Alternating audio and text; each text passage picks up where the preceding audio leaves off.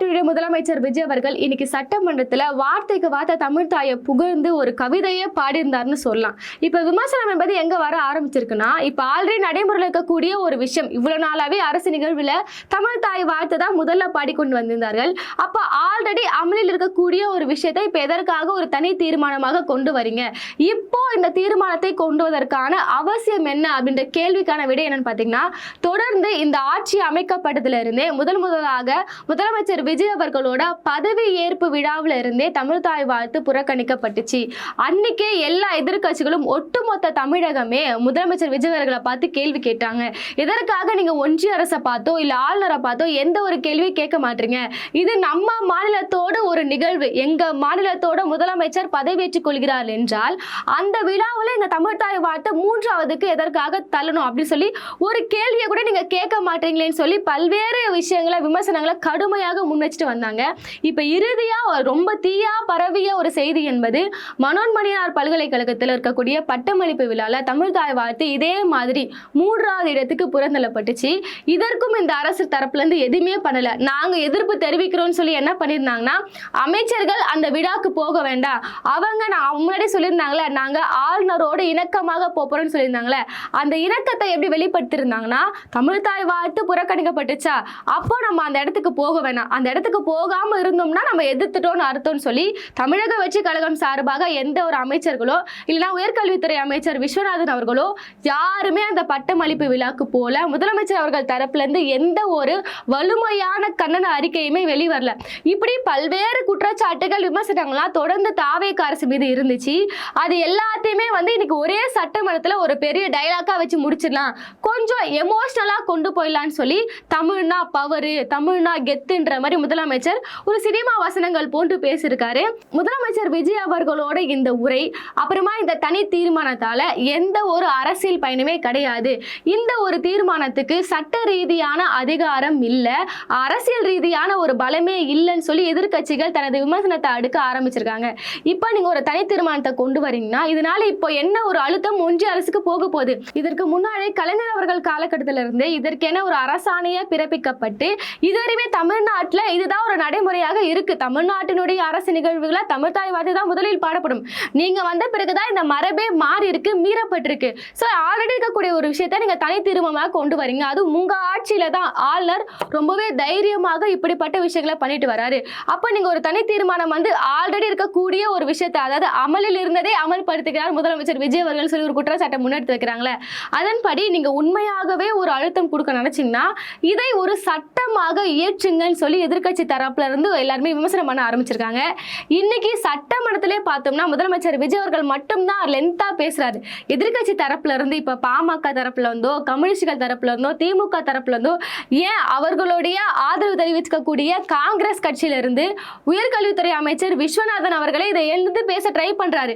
இந்த தனி தீர்மானத்தை கொண்டு வராங்கன்னா அப்ப கண்டிப்பா எதற்காக இப்படி ஒரு தீர்மானத்தை கொண்டு வருவதற்கான அடிப்படை தேவை என்பது எங்க இருக்குன்னா, ஒரு பட்டமளிப்பு விழால, அதாவது தமிழ் தாய் வாழ்த்தை இயற்றுவது யாரோ அவரோட யூனிவர்சிட்டியிலேயே தமிழ் தாய் வாழ்த்து புறக்கணிக்கப்பட்டிருக்கு. அப்போ இந்த ஒரு விஷயத்த சட்டமன்றத்தில் பதிவு செய்யணுமா வேணாமா? கண்டிப்பா செய்யணும். உயர்கல்வித்துறை அமைச்சர் விஸ்வநாதன் அவர்கள் காங்கிரஸ் கட்சியை சேர்ந்தவர். அவர் இன்னைக்கு சட்டமன்றத்தில் இதை 2 முறை இந்த மாதிரி மனோன்மணியார் பல்கலைக்கழகம் அப்படின்னு சொல்லி எடுக்க ஆரம்பிக்கிறாரு. சபாநாயகர் என்ன சொல்றாருன்னா, அதெல்லாம் விட்டுருங்க, அதெல்லாம் பேசாதீங்க, ஹிஸ்டரியெல்லாம் நீங்க பேசாதீங்க, இதுக்கு முன்னாடி என்ன நினைச்சோ அதெல்லாம் பேசாதீங்க, இந்த தீர்மானத்தை ஆதரிக்கிறீங்களா இல்லையா அப்படின்ற மாதிரி அவர் பேச வரும்போதெல்லாம் சபாநாயகர் ஸ்டாப் பண்றாரு. அடுத்ததான் பாமக தரப்புல இருந்து கம்யூனிஸ்டுகள் தரப்புல இருந்து எல்லோருமே இதே விஷயத்தை பேச ஆரம்பிக்கிறாங்க.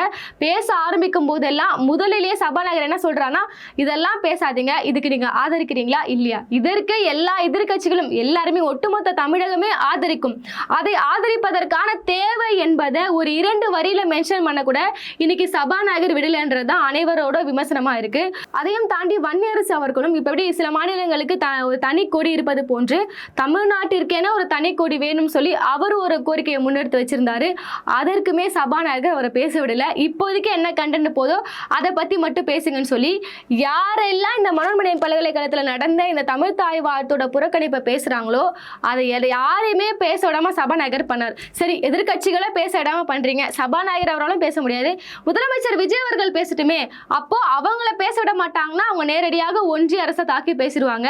மொத்த கிரெடிட்டும் அவங்களுக்கு போயிடும். அவங்க ஒன்றிய அரசுக்கு மதிப்பிட மாட்டாங்கன்ற ஒரு நல்ல பேர் அவங்களுக்கு போயிடும்னா, முதலமைச்சர் அவர்களுடைய அறிக்கையில தமிழ்தாய் வாழ்த்து எவ்வளவு அம்மா மாதிரி அது புனிதமானது, இது எவ்வளவு பழமையானது, இது எவ்வளவு பெருமையானதுன்னு சொல்லி இதையெல்லாம் வாசிக்கிறாரு. இது குழந்தைகளுக்கு கூட தெரியும் தமிழ்தாய் வாழ்த்தோட பெருமை என்பது, தமிழ்நாடோட பெருமை என்பது. சரி, அதை நீங்க ஒரு சட்டமன்றத்தில் படிக்கிறீங்க, ஓகே.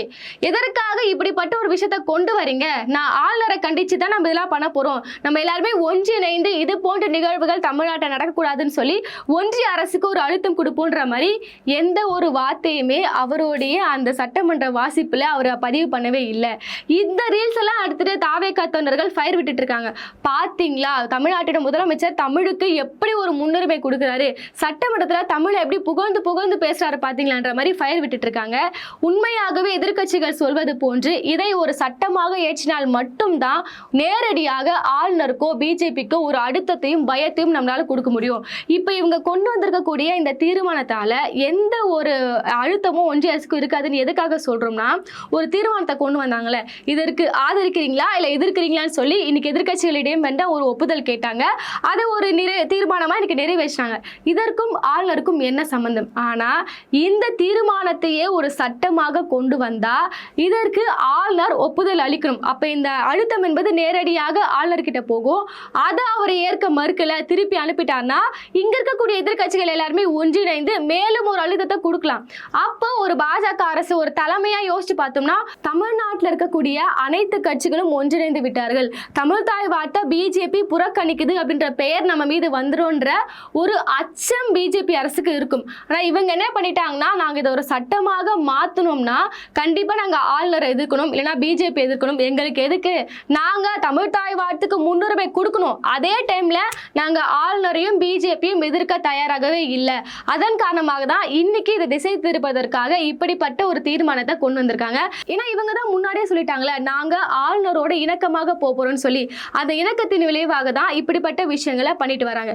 இதையே இன்னொரு விஷயமா யோசிச்சு பார்த்தோம்னா, உண்மையாலே இந்த அரசுக்கு ஒன்றிய அரசை எதிர்ப்பதுல ஆரம்ப காலகட்டத்தில இருந்தே ஒரு தயக்கம் என்பது இருக்கு. இப்ப எடுத்த உடனே அவங்க எதிர்க்க மாட்டாங்க. அது அவங்களோட அந்த பிரஷர் என்பது நம்மளால புரிஞ்சுக்க முடியுது. அறிக்கையிலேயாவது 2-3 வார்த்தையை சேர்த்துக்கலாம், அது நம்மளால புரிஞ்சுக்க முடியுது. ஆனா இந்த அரசு சொல்லக்கூடிய காரணத்தை நம்மளால ஏற்றுக்கொள்ள முடியாது. இவங்க என்ன சொல்றாங்கன்னா, தமிழ்தாய் வாழ்த்து புறந்தள்ளப்படுகிறது என்றால், ஆளுநர் இதை பண்ணுகிறார் என்றால், இதற்கென உள்துறை அமைச்சகம் ஒரு சர்க்குலரை வெளியிட்டு இருக்காங்க. அது என்ன நோட்டிபிகேஷன்னா, வந்தே மாதரம் பாடணும், அதுக்கப்புறம் தேசிய கீதம் பாடணும்னு சொல்றாங்க. அதனாலதான் இவ்வளவு விஷயங்கள் நடக்குதுன்னு சொல்றாங்க. இதற்கு தமிழிசை அவர்களே பதிலடி கொடுத்திருக்காங்க. நாங்க என்ன சொல்லியிருக்கோம், வந்தே மாதரம் பாடணும், அடுத்தது தேசிய கீதம் பாடணும் மட்டும் தான் நாங்க சர்க்குலர் விட்டுருக்கோம். நாங்க ஒன்றும் தமிழ்தாய் வாழ்த்தை முதலில் பாடக்கூடாது, 3வது பாடணும் நாங்க சொல்லவே இல்லையேன்னு சொல்லி இன்னைக்கு பிஜேபி பல்ட்டி அடிச்சிட்டாங்க. உண்மையிலேயே பார்த்தீங்கன்னா, அங்கிருந்து வந்திருக்கக்கூடிய சர்க்குலர் நோட்டிபிகேஷன் எதை சொல்லுதுன்னா, வந்தே மாதரத்தையும் தேசிய கீதத்தையும் பிரிக்கக்கூடாது, இது அடுத்தடுத்து நீங்க பாடிக்கலான்ற மாதிரி தான் பாடணும் அப்படின்னு சொல்லி அவங்க ஒரு சட்டத்தை, அவங்க ஒரு நோட்டிபிகேஷனை உள்ள ஏற்றிருக்காங்க. இதை வச்சுட்டு ஆளுநர் இங்க பிளே பண்ணிட்டு இருக்காரு. அதாவது தமிழ்தாய் வாழ்த்து 3வது பாடணும்னா அவங்க சொல்லல, முதல்ல பாடணும்னு நான் சொல்ல. இதுக்கு முன்னாடி இருக்கக்கூடிய ஆளுநர் ரவி அவர்களுக்கும் நம்மளுக்குமே இந்த பிரச்சனை தான் போயிட்டு இருக்கு. தமிழ்தாய் வாழ்த்தை வச்சுதான் அவர் ஒரு பெரிய அரசியலே பண்ணிட்டு இருந்தாரு. நீங்க உள்ள இருந்தா இருங்க, நாங்க தமிழ்தாய் வாழ்த்தை தான் பாடியே தீர்வோம்னு சொல்லி திமுக அரசு தரப்புல இருந்து ஒரு கடுமையான ஒரு எதிர் விமர்சனம், ஒரு ஆளுநரை எப்படிலாம் ஹேண்டில் பண்ணணும்னு சொல்லி திமுக தரப்புல இருந்து ரொம்ப ஸ்ட்ராங்கா இருந்தாங்க. ஆனா இந்த ஆட்சியில பார்த்தோம்னா இவங்க தான் இணக்கமா செயல்படுவோம்னு சொல்லிட்டாங்களே. சோ அங்க ஒன்றிய அரசுல இருந்து வந்திருக்கக்கூடிய இந்த நோட்டிபிகேஷனை தனக்கு ஏற்றார் போல பயன்படுத்தி கொண்டு ஆளுநர், இப்ப இருக்கக்கூடிய ஆளுநர் அர்லேக்கர் அவர்கள் எங்கெல்லாம் போறாரோ அந்த இடத்துலலாம் தமிழ்தாய் வாழ்த்தை நீங்க 3வது படிக்கோங்க, முதல்ல வந்தே மாதரம் பாடணும், அடுத்ததான் தேசிய கீதம் பாடணும், 3வது வேணா நீங்க தமிழ்தாய் வாழ்த்தை பாடிக்கோங்கன்ற மாதிரி இவர் ஒரு நரேட்டிவை செட் பண்றாரு. இந்த அரசும் பார்த்துட்டு அமைதியா இருக்காங்க, கேள்வி கேட்க மாட்டுறாங்க. இந்த அரசை பொறுத்தவரையுமே நேரடியாக நீங்க கேள்வி கேட்கலாம். ஒன்றிய அரசு என்ன சொல்லியிருக்குன்னா, வந்தே மாதத்தை பாடணும், அப்புறம் தேசிய கீதத்தை பாடணும் தான் சொல்லியிருக்கு. எந்த ஒரு இடத்துலையுமே தமிழ்தாய் வாழ்த்தை முதலில் பாடக்கூடாது என்ன சொல்லவே இல்லைன்னு சொல்லி ஒரு ஃபைட் பண்ண கூட இந்த அரசு தயாராக இல்லை. அன்னைக்கு மனோன்மணியார் பல்கலைக்கழகத்தில் தமிழ்தாய் வாழ்த்து புறக்கணிக்கப்பட்ட போது எந்த ஒரு கேள்வியுமே கேட்கல, அமைச்சர்கள் யாருமே போல. இது பண்ணா மட்டும் நாங்க ஒன்றிய அரசை எதிர்க்கிறோம்னு சொல்லி இது ஒரு எதிர்ப்பாக இருக்குமான்றது தான் அடுத்த கட்ட ஒரு கேள்வியா இருக்கு.